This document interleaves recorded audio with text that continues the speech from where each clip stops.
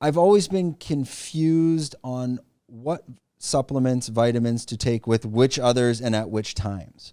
Obviously, we can't talk about all of them. Are there some tips, rules, rule of thumb, like you should take your magnesium before bed type of thing? Some information you could share with us. Yeah. So, I mean, like I said, my mom being the doctor and the researcher of the family, she did the research project on the doTERRA Lifelong Vitality Pack and the supplements that they've been taking. And so I have just been following the protocol from them. So it's 3 main bottles of your ADE and K, your fish oils and all of that. But then they have a pre and a probiotic and a digestive enzyme. And I really believe is in today's environment, I believe that the number one problem in Americans is we are nutrient deficient, right? And so where you're not getting the same quality of vegetable from the soil these days, right? We're not getting all the pre's and all the probiotics that we need in our diet. So you have to be supplementing it with something. So pre and probiotic for sure. And then a digestive enzyme, I'll take that 30 minutes before my meal to help get the digestion ready system going so that your food can become more bioavailable. Because even if you're eating healthy, you're eating clean, you're eating good meats and stuff, your body's not absorbing everything, right? So if we can take an enzyme to help break down and make that process easier, you're going to get more for your food, right? Think of how much money you spend on food. Like I spend a lot, right? Especially if you're buying grass-fed and organic, it's quality food. But say your body's not absorbing maybe even 50% of it. I mean, taking a digestive enzyme is a simple way to get more out of those nutrients. Could you get the probiotic from food on its own instead of actually having to take a capsule? Yeah, for sure. Lots of probiotics in like fermented foods, right? Like kimchi, sauerkraut, pickles, kefir. There is a great shop if you're on the island and you're in near Nyharn Lake.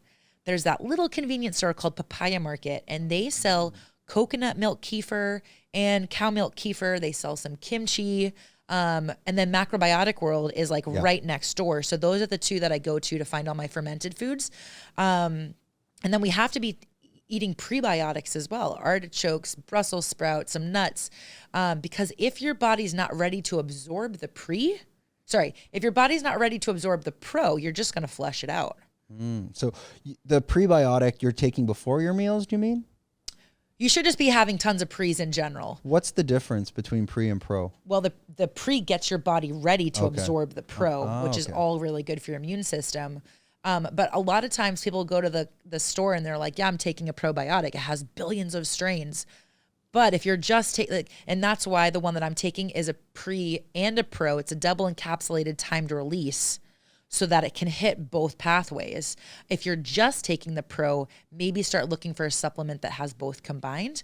But yeah, I mean, load up on your veggies and stuff. That's how you can naturally get it. When you're looking for a probiotics supplement supplier, the capsule that they're giving you, is that product synthetic? How do they build it? How do you create a supplement of a probiotic, or is that just too scientific? I have no idea on that question. And I think, again, that comes down to who do you trust? So Correct. Did that come from your mom's side of, okay, we're going to, because I was watching your probiotic recent video on YouTube and really diving into that. And Phil was on the podcast and he was all about gut health as well. Shout out to Phil. Yeah, thanks, Phil. I sent him a message. He didn't reply on WhatsApp. Actually, you know what? I sent him a message. I said, you should come on together. And so he didn't. That would have been great. Phil, you didn't reply. Could have been the best podcast ever. 10 burpee penalty.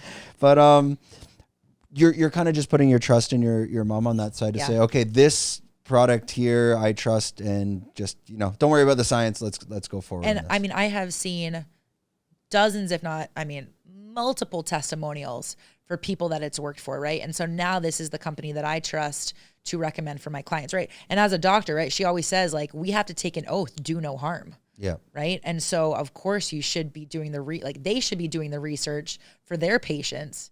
And now I just get like the runoff of good news.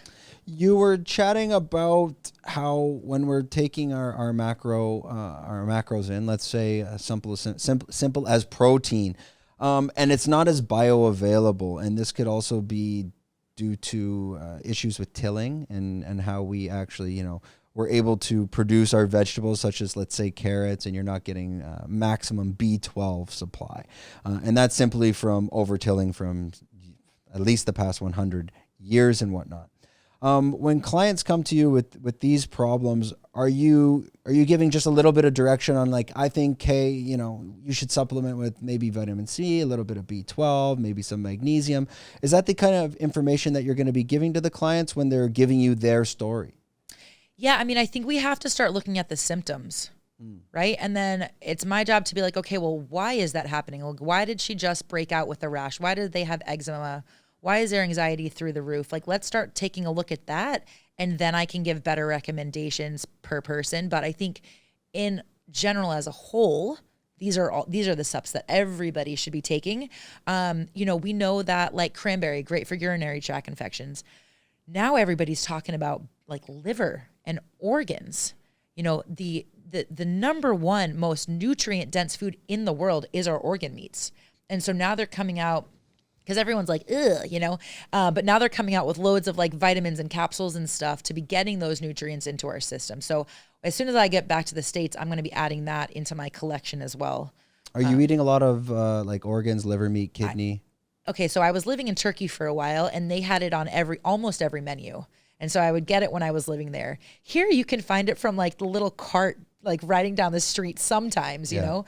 Can you find it here? I've seen pig or cow liver. I've seen it at the grocery store. Chicken hearts. I've found chicken hearts here. They're just so crunchy. It's like the texture's weird. Okay, so my tip for that is to put them in the freezer and then blend them in your smoothie. Okay. You really don't taste it. Yeah. Yeah, I've tried to eat organ meat, even like It's gross. cow liver. I know. Liver, it's almost rubbery, and like you can eat it, I guess, with like. I think again, it'd probably be better to make it like into a pate or something. Or take it in supplement form. Yeah, it's very difficult. The technology now that they're able to pull all those nutrients and so yeah, I'm gonna add that one. But yeah, you brought up magnesium, and I just wanted to show you guys. This can be. I mean, I buy it on Amazon back in the States, but I know you can get in Dubai and some other countries and stuff. But Calm Magnesium has been a game changer, and so I will take this right before I go to bed, like you said. But again, like this isn't light, and I don't mind carrying this in my suitcase with me, just because like my supplements are my non-negotiable. Mm-hmm. I would rather take care of that side of things because I know that long term it's preventative health. Right? I don't want to be at the doctors in the middle of a foreign country that I don't know what their systems are. Yeah, I mean, I guess that's your insurance policy there. Bingo.